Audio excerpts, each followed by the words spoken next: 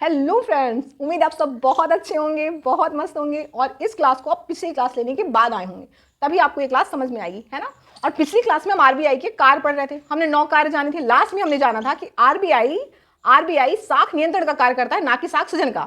Credit creation का कार्य वो नहीं करता, साख सृजन का कार्य नहीं करता, जबकि साख नियंत्रण का, क्रेडिट कंट्रोल का कार्य करता है। और साख सृजन का हमने मतलब बताया था, बैंकों के उधार देने की क्षमता, और साख सृजन का काम बैंक करते हैं, है ना। इतना जाना था। और हमने ये भी लास्ट में जाना था कि जो आरबीआई है वो साख नियंत्रण करने के लिए मौद्रिक नीति के दो उपकरण, प्रमुख दो उपकरण या घटक बोल सकते हो, का उपयोग करता है। कौन कौन से? मात्रात्मक घटक या उपकरण, और दूसरा क्या है? गुणात्मक। और हमने मात्रात्मक घटक या उपकरणों के अंतर्गत नाम जाने थे, जैसे बैंक दर, लाफ, एलएएफ, आनुपातिक कोष प्रणाली और ओएमओ। तथा गुणात्मक के अंतर्गत हमने जाना था मार्जिन आवश्यकता, शाख की राशनिंग, नैतिक दबाव तथा प्रत्यक्ष कार्रवाई, है ना। तो ये है क्या? आरबीआई साख नियंत्रण के लिए जिन विभिन्न मौद्रिक नीति के उपकरण या घटकों का प्रयोग करता है, ठीक है। तो अब इन पहला जो उपकरण या घटक है, यानी मात्रात्मक उपकरण या घटक, पहले इसको समझते हैं, फिर इसके अंतर्गत आने वाले उपकरणों को समझते हैं ये क्या है। एक एक टर्म, हर एक वर्ड को समझेंगे, ठीक है। तो मात्रात्मक साख नियंत्रण क्या है? जब आरबीआई विभिन्न मौद्रिक नीति के उपकरण या घटकों का उपयोग करके, विभिन्न मौद्रिक नीति के उपकरण या घटक मतलब बैंक दर, लाभ, आनुपातिक कोष प्रणाली, ओएमओ, ठीक है, इत्यादि का उपयोग करके क्या करता है?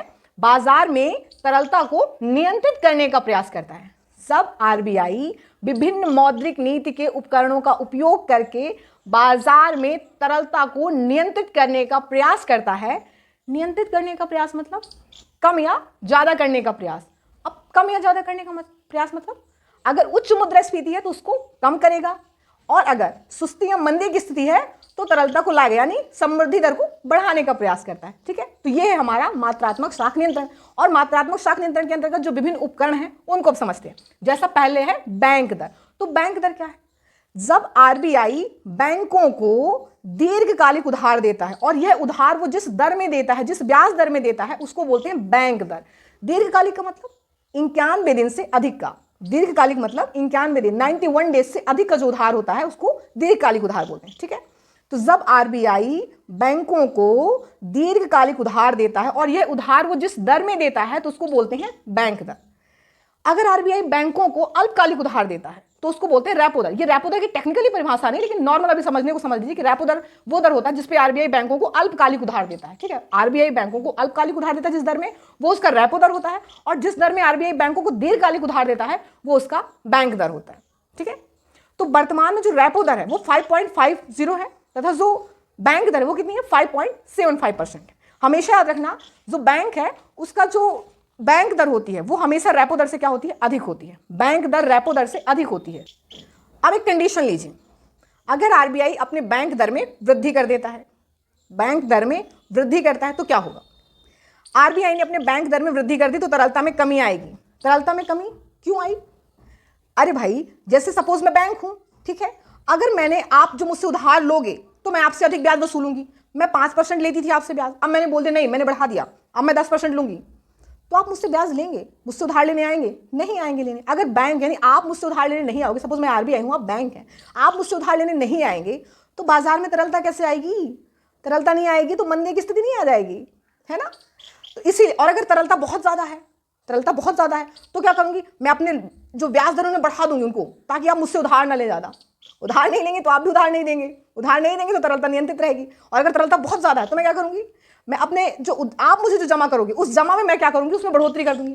तो यही आरबीआई करता है तरलता को नियंत्रित करने की। तो आरबीआई क्या करता है? जब बैंक ब्याज दर में वृद्धि करता है तो क्या होता है? तरलता में कमी आती है। तरलता में कमी कैसे आई? मैंने अपने ब्याज दर को बढ़ा दिया, अब आपने क्या किया? आप मुझसे लोन लेना बंद कर दिए, आप मुझसे उधार लेने नहीं आए। आप उधार नहीं लेंगे तो देंगे नहीं, और आपको देना ना पड़े, आप बैंक हैं, आप देना ना पड़े तो आप क्या करेंगे? आप भी अपना ब्याज दर महंगा कर देंगे, यानी आप लोन महंगा कर देंगे। लोन महंगा करेंगे तो निवेश खर्च में भी क्या होगी? कमी आएगी। निवेश खर्च में कमी आएगी मतलब उच्च मुद्रास्फीति जो बाजार में थी उसको नियंत्रित करने के लिए आपने यह प्रयास सब किया। इसका मतलब आरबीआई ने कौन सी नीति का प्रयोग किया? संकुचित, कड़ी या महंगी मौद्रिक नीति का उपयोग किया। और यहाँ यील्ड का क्या प्रभाव पड़ेगा? हम जानते हैं जब ब्याज दरों में वृद्धि होती है बैंक की तो यील्ड क्या होता है? उसके मूल्य में भी वृद्धि होती है, ठीक है। अगर इसका उल्टा करिए, अब आरबीआई क्या करता है? बैंक दर में कमी करता है तो बाजार में तरलता बढ़ेगी। भाई, आरबीआई ने कहा कि आप मुझसे उधार लो, मैं आपसे बहुत कम ब्याज दूंगा, तो बैंकों ने उधार लिया ताकि वो भी उधार दें और वो पैसा वसूलें, है ना। पैसा ले, लोगों से ब्याज प्राप्त करें ज़्यादा से ज़्यादा। तो आरबीआई ने अपने ब्याज बैंक दर में क्या कर दी, कमी कर दी। तो बाजार में क्या हुई, तरलता आ गई।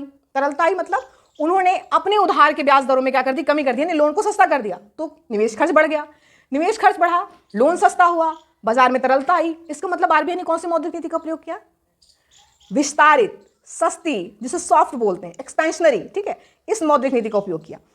आरबीआई क्या करता है, अच्छा यहाँ पे बॉन्ड के यील्ड में क्या प्रभाव पड़ेगा, बॉन्ड के यील्ड में भी कमी आएगी। हमने बताया था बॉन्ड का यील्ड और बैंक के ब्याज दर दोनों में कैसा संबंध होता है, अनुक्रमानुपाती संबंध होता है। तो हमने जाना कि किस प्रकार आरबीआई बैंक दर में कमी करके समृद्धि दर को बढ़ाता है तरलता के माध्यम से, और किस प्रकार बैंक दर में वृद्धि करके उच्च मुद्रास्फीति को नियंत्रित करने का प्रयास करता है। ठीक है, इतनी बात आपको समझ में आई। नेक्स्ट जो मौद्रिक नीति का उपकरण है, यानी बाजार में तरलता को नियंत्रित करने के लिए जो नेक्स्ट मौद्रिक नीति उपकरण का प्रयोग करते हैं मात्रात्मक मौद्रिक नीति के अंतर्गत, वो है laugh. Laugh, LAF, liquidity adjustment facility, तरलता समायोजित सुविधा। तरलता समायोजित सुविधा यानी लाभ के अंतर्गत आरबीआई क्या करती है, बाजार में तरलता को नियंत्रित करने का प्रयास करती है। ठीक है, समायोजित करने का प्रयास करती है। पहले क्या होता था कि आरबीआई प्रत्येक 7 दिन में यानी सप्ताह में एक बार क्या करती थी, तरलता को समायोजित करने का प्रयास करती थी। लेकिन नरसिंघम समिति की सिफारिश के बाद आरबीआई 7 दिन से हटाकर इसको प्रतिदिन कर दिया, यानी अब हर दिन आरबीआई क्या करती है, तरलता को समायोजित करने का प्रयास करती है। सो लाभ है वो रेपो दर तथा रिवर्स रेपो दर दोनों से जुड़ा हुआ है, यानी दोनों के बीच का कॉरिडोर का काम करता है। दोनों के बीच कॉरिडोर का काम करता है कौन, लाभ, रेपो दर और रिवर्स रेपो दर के बीच में। रेपो दर में जहां आरबीआई बैंकों को अल्पकालिक उधार देता है, रेपो दर में जहां आरबीआई बैंकों को अल्पकालिक उधार देता है, वहीं रिवर्स रेपो दर में जो बैंक होते हैं वो क्या करते हैं, आरबीआई के पास अपनी अतिरिक्त तरलता को जमा करते हैं, यानी पार्क करते हैं। यानी ऐसे समझिए कि जैसे हम बैंक से क्या करते हैं, उधार लेते हैं, एग्जाम्पल के लिए, ठीक है, जैसे हम ग्राहक हैं और हम बैंक से उधार लेने गए तो एक प्रकार का रेपो दर है। ठीक है, और अगर आप अपना पैसा बैंक के पास जमा करने जाते हैं तो उसमें जो ब्याज मिलता है, ठीक है, वो क्या होता है, हमारा रिवर्स रेपो दर। ठीक है, तो सबसे पहले जानते हैं कि रेपो दर क्या है।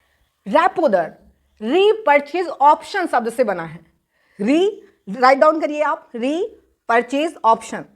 तो री लीजिए, परचेज का पी लीजिए और ऑप्शन का ओ लीजिए, क्या बन गया, रेपो दर, रेपो रेट। ठीक है, इसको हिंदी में बोलते हैं पुनर्क्रय विकल्प, पुनर्क्रय विकल्प।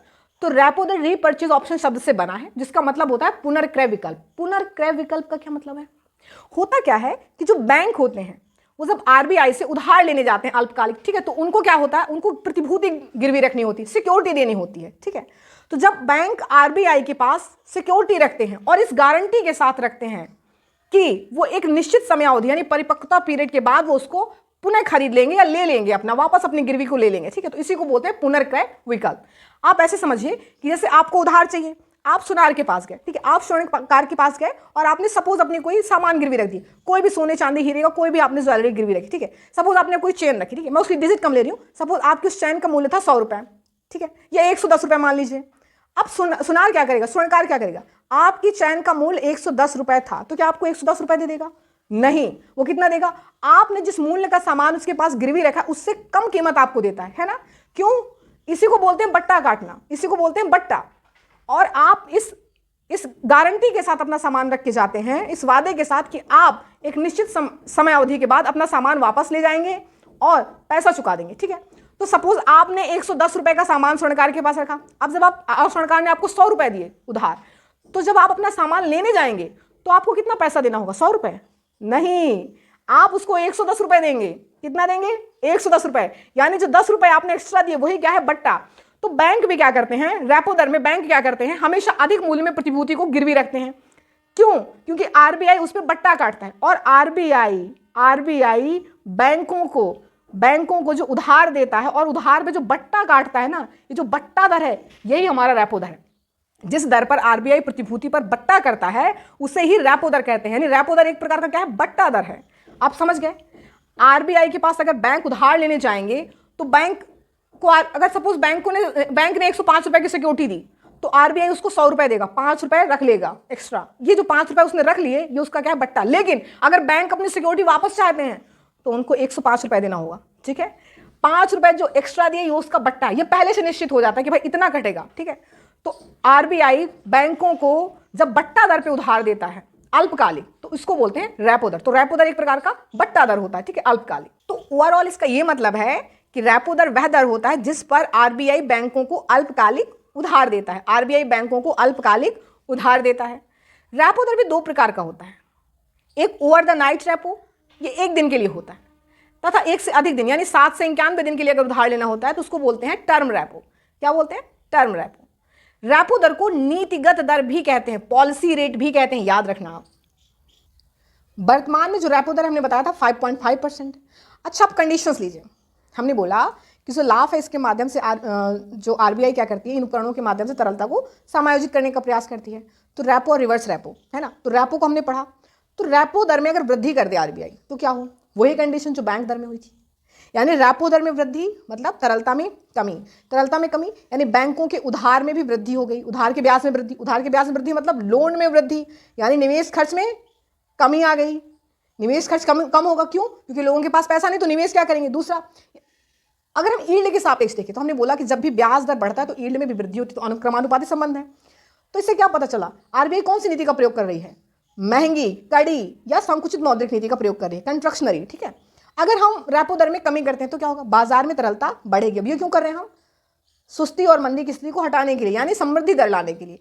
तो अगर रेपो दर में आरबीआई क्या करती है? कमी करती है, तो बाजार में तरलता बढ़ेगी। तरलता बढ़ेगी यानी बैंकों का जो ब्याज दर है उसमें भी क्या होगी? कमी होगी। बैंक भी अपने ब्याज दर में कमी कर देंगे, जिससे यानी लोन सस्ता हो जाएगा। लोन सस्ता मतलब निवेश खर्च में वृद्धि होगी। यानी आरबीआई ने मंदी और सुस्ती की जो स्थिति है उससे बाहर निकाला, अर्थव्यवस्था में उसको निकालने का प्रयास करे, समृद्धि दर लाने का प्रयास करे। तो ये कौन सी मौद्रिक नीति हुई है? बताया, विस्तारित मौद्रिक नीति। और यहाँ पे जो यील्ड है उसका कैसा प्रभाव पड़ेगा? जो यील्ड है, जो यील्ड होता है बॉन्ड के, उस पर कैसा प्रभाव पड़ेगा? हमने बोला ब्याज दर अगर कम है तो यील्ड भी क्या होता है? उस यील्ड के मूल्य में भी कमी आती है। ब्याज दर बढ़ जाता है तो यील्ड के भी मूल्य में वृद्धि होती है। क्यों? क्योंकि ब्याज दर, बैंक के ब्याज दर और बॉन्ड के यील्ड में अनुक्रमानुपाती संबंध होता है, ठीक है। नेक्स्ट हम जानते हैं रिवर्स रेपो दर, आरआरआर। ये क्या होता है? बिल्कुल उल्टी पोजीशन। अभी क्या करते थे? बैंक आरबीआई से उधार लेते थे, अब आरबीआई बैंकों से उधार लेता है। ये यूं कह दीजिए कि जो बैंक है उनके पास जो तरलता, अतिरिक्त तरलता होती है, वो क्या करते हैं? बैंक में जमा कर देते हैं। जैसे आपसे बैंक उधार ले रहा, कह सकते हो, ये यूं कह सकते हैं आपके पास पैसे ज्यादा थे तो आपने उनको बैंक में जमा कर दिया। क्यों? ताकि आपको बैंक ब्याज दे, ठीक है। तो क्या होता है? जब बैंकों के पास अतिरिक्त तरलता होती है तो आरबीआई के पास क्या करते हैं? जमा कर देते हैं, यानी पार्क कर देते हैं। इसको क्या बोलते हैं? Parking two RBI. इसको बोलते हैं पार्किंग टू आरबीआई। याद रखना, जैसे बैंक उधार लेने जाते थे आरबीआई के पास तो आरबीआई उनसे क्या लेता था? सिक्योरिटी लेता था, प्रतिभूति लेता था। कहता भाई हम क्यों विश्वास करें, कुछ तुम घपला कर गए तो वैसे ही अब जब बैंक जमा करेंगे ना तो वो भी बोलेंगे हम क्यों आप पे विश्वास करें, आप भी अपनी सिक्योरिटी दो। तो रिवर्स रेपो दर में, रिवर्स रेपो रेट में आरबीआई को निश्चित अनिवार्य रूप से बैंकों के पास प्रतिभूति गिरवी रखनी होती है, ठीक है, तभी वो बैंक में पार्क या जमा करते हैं। लेकिन एक और चीज, जो बैंक हैं जब वो आरबीआई से उधार लेते थे तो आरबीआई उनसे ज्यादा ब्याज वसूलता है, लेकिन जब वो बैंक अपना पैसा जमा करते हैं तो आरबीआई उनको कम ब्याज देता है। इससे बैंकों में थोड़ा नाराजगी रहती थी कि ये तो गलत बात है भाई, हम तुम्हें देते हैं तो तुम कम ब्याज देते हो और जब हम तुमसे लेते तुम हमसे बहुत ब्याज लेते हो। तो इसी नाराजगी के चलते एक नई स्कीम, नई सुविधा शुरू की गई। इसका नाम है एसडीएफ, स्टैंडिंग डिपॉजिट फैसिलिटी, स्थायी जमा सुविधा। अब इसको जानते हैं कि स्थायी जमा सुविधा क्या है और फिर दोनों में अंतर क्या है रिवर्स रेपो दर और एसडीएफ में दोनों में अंतर क्या रहा। इतना याद रखिएगा कि जो आरआर है उसमें आरबीआई बैंकों के पास अनिवार्य रूप से प्रतिभूति रखता है। आरआर में आरबीआई बैंकों के पास निश्चित रूप से प्रतिभूति गिरवी रखता है। इसको पार्किंग टू आरबीआई बोला जाता है। और जो आरआर होता है वो हमेशा रिवर्स रेपो दर से छोटा होता है, यानी रिवर्स रेपो दर कम होता है जबकि रेपो दर ज्यादा होता है। क्यों? क्योंकि रेपो दर में आरबीआई बैंकों को उधार दे रहा है और जब आरबीआई बैंकों को उधार देता है तो ज्यादा ब्याज वसूलता है, तो जब बैंक आरबीआई के पास जमा करते हैं तो आरबीआई कम उधार देता है। तो उस नाराजगी के चलते आरबीआई ने क्या किया? आरआर को फिक्स कर दिया। कितना फिक्स कर दिया? 3.35% और बोला कि भाई अब ये नहीं बदलेगा, आरआर अब नहीं बदलेगा। लेकिन अब ये बात भी सही है कि मैं तुम्हें जब तुम अपना ब्याज मेरे पास, जब तुम अपना जमा मेरे पास रखते हो तो तुम्हें कम मिलता है। भाई बात सही है, इतना कम तो नहीं मिलना चाहिए। तो एक सुविधा शुरू की उन्होंने, आरबीआई ने, हमने भी बताया एसडीएफ, स्टैंडिंग डिपॉजिट फैसिलिटी। तो एसडीएफ को समझें, इससे पहले भी थोड़ा ये समझते हैं कि अगर रिवर्स रेपो दर में कमी और वृद्धि की जाए तो क्या फर्क पड़ेगा बाजार की तरलता में, ठीक है। रिवर्स रेपो दर बताया, अब आरबीआई बैंकों को ब्याज दे रहा है, तो अगर रिवर्स रेपो दर में आरबीआई क्या कर दे? वृद्धि कर दे, आरबीआई रिवर्स रेपो दर में वृद्धि कर दे। रिवर्स रेपो दर में वृद्धि मतलब अगर आप अपने पैसे बैंक के पास जमा करने जा रहे हैं तो आपको ज्यादा ब्याज मिलेगा। इसका मतलब अब बैंक क्या करेंगे, अपने पैसे आरबीआई के पास जमा करेंगे। क्यों? ताकि उन्हें ज्यादा से ज्यादा ब्याज मिले। अब रिवर्स रेपो दर में ब्याज दर में वृद्धि मतलब बाजार में तरलता कम हुई। तरलता क्यों कम हुई? क्यों? क्योंकि बैंकों ने अपना पैसा आरबीआई के पास जमा कर दिया। अब बैंकों ने अपना पैसा आरबीआई के पास जमा किया तो बैंक क्या करेंगे, अपने भी ब्याज दर में क्या करते हैं, वृद्धि करते हैं, लोन महंगा कर देंगे, जिससे निवेश खर्च में कमी आती है। यानी आरबीआई ने कौन सी मौद्रिक नीति का प्रयोग किया? आरआर में वृद्धि करके कड़ी संकुचित मौद्रिक नीति का प्रयोग किया, है ना। और ये क्यों किया? क्योंकि बाजार में जो उच्च मुद्रास्फीति थी उसको नियंत्रित करने के लिए। अब दूसरी कंडीशन लीजिए, अब आरबीआई आरआर में क्या करता है, कमी कर देता है। अब आरआर में कमी मतलब बाजार में तरलता में वृद्धि हो गई। तरलता में वृद्धि क्यों? भाई आरबीआई बैंकों के जमा पे ब्याज कम दे रहा तो बैंक क्यों आरबीआई के पास जमा करेंगे? वो कोशिश करेंगे कि वो ग्राहकों को उधार दें। ग्राहकों को उधार देंगे तो उनसे थोड़ा ज्यादा ब्याज वसूल लेंगे, है ना।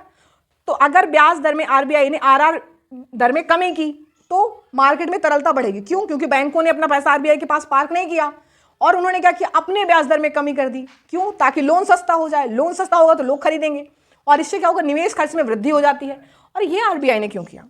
ये आरबीआई ने मंदी और सुस्ती की स्थिति में किया, अर्थात मंदी और सुस्ती की स्थिति से अर्थव्यवस्था को बाहर लाने के लिए। इसको क्या बोलते हैं, विस्तारित मौद्रिक नीति या सॉफ्ट, जिसको बोल सकते हैं सस्ती मौद्रिक नीति। ठीक है, तो हमने बोला कि जो रिवर्स रेपो रेट है उसके स्थान पे एक और चीज शुरू की गई, एसडीएफ, स्टैंडिंग डिपॉजिट फैसिलिटी, स्थायी जमा सुविधा। होता क्या है कि वर्ष 2022 में 2022 में लाफ एलएएफ जो कॉरिडोर है, यानी जो रेपो और रिवर्स रेपो के बीच का जो अंतर होता है वो 25 बेसिस पॉइंट से अधिक नहीं होना चाहिए। बेसिस पॉइंट क्या है? जैसे कि आप लिक्विड चीजों को लीटर में नापते हैं, सॉलिड चीजों को केजी में नापते हैं, वैसे ही बेसिस जो होता है एक प्रकार का वित्तीय मानक होता है। वित्तीय मानक होता है जिससे जो ब्याज दर में जो परिवर्तन है ना उसको मापने के लिए यूज किया जाता है। ठीक है, जैसे 100 बेसिस बराबर होता है 1%, अगर कोई बोल दे 25 बेसिस बराबर 0.25%, ठीक है, 50 बेसिस कोई बोल दे तो 0.5%, ठीक है, ये होता है बेसिस पॉइंट। एक प्रकार का ब्याज दरों में जो परिवर्तन होता है उसको मापने का मापक होता है। तो 2022 में क्या होगा, जो लॉफ कॉरिडोर हुआ, एलएएफ कॉरिडोर जो है वो हम जानते हैं कि रेपो और रिवर्स रेपो के बीच में काम करता है, वो असममित हो गया। यानी उनके बीच का जो अंतर है वो 25 बेसिस पॉइंट से अधिक हो गया। जबकि नियम ये रखा गया था कि कभी भी रेपो और रिवर्स रेपो के बीच का अंतर 25 बेसिस पॉइंट से अधिक नहीं होना चाहिए। लेकिन 2022 में इसका उल्लंघन हो गया। तो आरबीआई ने क्या किया कि जो आरआर है, रिवर्स रेपो दर, उसको फिक्स कर दिया, 3.35% कर दिया और एक नई जो स्कीम है उसको शुरू किया, एसडीएफ, स्टैंडिंग डिपॉजिट फैसिलिटी, स्थायी जमा सुविधा। हालांकि इसकी जो सिफारिश है 2016 में उर्जित पटेल समिति ने की थी, लेकिन इसको शुरू कब किया गया, 2022 में, जब लाफ कॉरिडोर असममित हो गया, एसिमेट्रिक हो गया। इसमें हुआ क्या, इसमें एक प्रकार की सुविधा है, ये एक प्रकार की सुविधा है, अनिवार्यता नहीं है। यहाँ पे बैंकों को अनिवार्य रूप से भाग नहीं लेना है, एक सुविधा है, वो चाहे तो ले सकते हैं। जैसे आरआर में, रेपो और रिवर्स रेपो में बैंकों को अनिवार्य रूप से भाग लेना होता था, लेकिन एसडीएफ में अनिवार्य रूप से भाग लेने की जरूरत अब नहीं है। तो ओवरऑल अगर हम कहें तो एसडीएफ एक प्रकार की सुविधा है। एसडीएफ एक प्रकार की सुविधा है जो आरबीआई द्वारा बैंकों को दी जाती है, जहां बैंक अपने जमा को आरबीआई में जमा कर सकते हैं या पार्क कर सकते हैं। ठीक है, जिसमें आरबीआई बैंकों को प्रतिदिन का क्या देता है, ब्याज देता है। वर्तमान में एसडीएफ कितना है, 5.25% है। कितना है, 5.25%। और रेपो दर कितना है, 5.50%। आप देखिए दोनों का अंतर कितना है, 25 बेसिस पॉइंट से अधिक नहीं है, है ना। यही बात वहां पर हुई थी जब रेपो दर और रिवर्स रेपो दर में अंतर हो गया था 2022 में। ठीक है, इसीलिए इसको लाया गया एसडीएफ को। तो आरआर और एसडीएफ में फिर अंतर क्या है, हम देखते हैं कि जो आरआर था, आरआर में आरबीआई को अनिवार्य रूप से बैंकों के पास सिक्योरिटी रखनी होती थी। यानी अगर बैंक अपना पैसा आरबीआई के पास जमा करते हैं तो आरबीआई को भी सिक्योरिटी देनी होती है बैंकों को कि हाँ भाई तुम्हारा पैसा हमारे पास है, ठीक है, और इस पर जो ब्याज देता था। तथा अब एसडीएफ में क्या है, अब यहां पे आरबीआई को सिक्योरिटी रखना अनिवार्य नहीं है, यानी अब आरबीआई सिक्योरिटी नहीं रखता यहां पे। दूसरी बात, रेपो दर और रिवर्स रेपो दर में बैंकों को अनिवार्य रूप से भाग लेना होता था। रेपो दर और जो रिवर्स रेपो दर है, आरबीआई की जो प्रक्रियाएं हैं रेपो और रिवर्स रेपो, इसमें बैंकों को अनिवार्य रूप से भाग लेना होता था। जबकि एसडीएफ में बैंक बाध्य नहीं है, यानी ये एक प्रकार की फैसिलिटी है, वो उनकी इच्छा पर निर्भर करते हैं। अगर वो चाहें तो भाग ले सकते हैं, ना चाहें तो भाग नहीं भी ले सकते। ठीक है, अब हम कंडीशन देखते हैं कि एसडीएफ के ब्याज दरों में अगर वृद्धि हो तो क्या होगा। ऑब्वियसली एसडीएफ के ब्याज दरों में वृद्धि, बैंकों को अपने जमा पे ज्यादा पैसा मिल रहा है तो क्या करेंगे, वो अपना पैसा एसबीआई के आरबीआई के पास पार्क करेंगे। सॉरी, एसबीआई मुंह से निकल गया, आरबीआई। तो बैंक क्या करेंगे, आरबीआई के पास अपना जमा करेंगे, ठीक है, पार्क करेंगे अपने जमा को। अब अगर बैंकों ने आरबीआई के पास पार्क किया, इसका मतलब बाजार में मुद्रा कम हो जाएगी, तो वो क्या करेंगे, तरलता बाजार की कम हुई और वो क्या करेंगे, बैंक भी क्या करेंगे, अपने ब्याज दर में क्या करेंगे, बढ़ोतरी कर देंगे, यानी लोन महंगा कर देंगे। उससे क्या होगा, निवेश खर्च में कमी आएगी।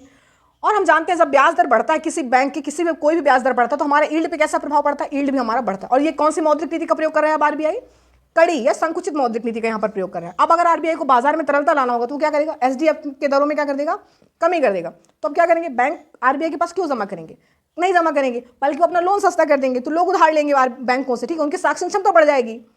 हमेशा याद रखना, जब भी ब्याज दर में वृद्धि होगी तरलता में कमी आएगी, और तरलता में कमी आएगी इसका मतलब अगर आरबीआई ब्याज दरों में वृद्धि करता है तो यानी तरलता में कमी आएगी, तरलता में कमी आएगी इसका मतलब बैंकों के साख सृजन क्षमता में भी कमी आती है, साख सृजन क्षमता में कमी आती है। क्यों, क्योंकि भाई उन्होंने अपना पैसा तो पार्क कर दिया ना आरबीआई के पास, तो अब कहां से उधार देंगे, ज्यादा उनकी उधार देने की क्षमता कम हो गई। यही कारण है कि वो भी अपने ब्याज दरों में क्या करते हैं, वृद्धि कर देते हैं और लोन महंगा हो जाता है बाजार में, ठीक है।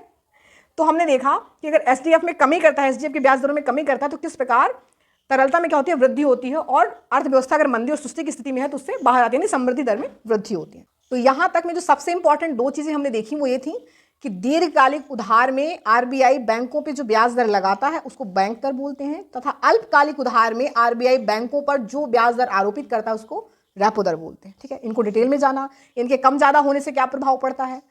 नेक्स्ट एक और टर्म हम जानते हैं, एलटीआरओ क्या है। होता क्या है, अगर आरबीआई को बाजार में तरलता लानी है, आरबीआई को बाजार में तरलता लानी है, इसके लिए क्या करना होगा, उसके लिए उसे अपनी ब्याज दरों में क्या करनी होगी, कमी करनी होगी, ठीक है।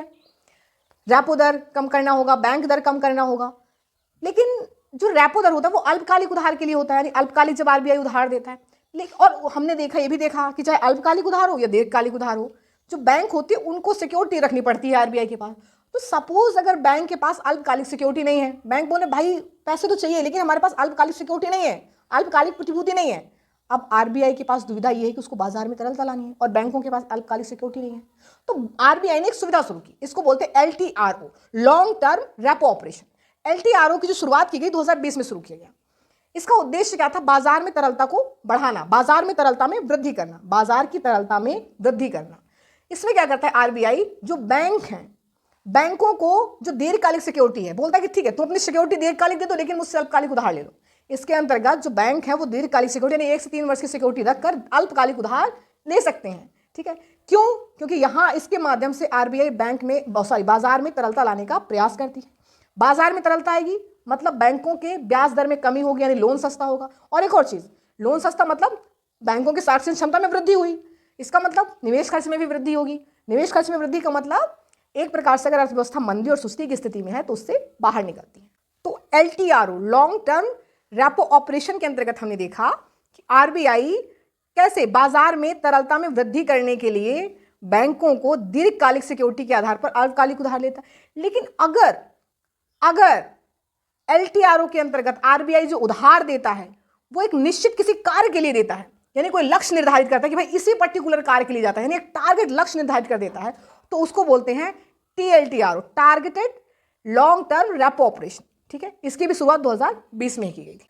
अर्थात एलटीआरओ के अंतर्गत दिए गए उधार का प्रयोग जब किसी विशेष कार्य के लिए किया जाता है तो उसको टीएलटीआरओ बोलते हैं। उसको क्या बोलते हैं, टीएलटीआरओ बोलते हैं। आई होप आपको यहां तक समझ में आया होगा कि आरबीआई किस प्रकार कुछ विशेष मौद्रिक नीति के जो उपकरण हैं, घटक हैं, उनका प्रयोग करके किस प्रकार तरलता को नियंत्रित और समायोजित करने का प्रयास करता है। नेक्स्ट इसी पे यानी लाभ के अंतर्गत नेक्स्ट जो हम पढ़ेंगे एमएसएफ पढ़ेंगे, ठीक है, अगली क्लास में, अगले लेक्चर में। तब तक के लिए अपना ख्याल रखिए, हंसते रहिए, मुस्कुराते रहिए। चलिए मिलते हैं नेक्स्ट वीडियो में। जय हिंद, जय भारत।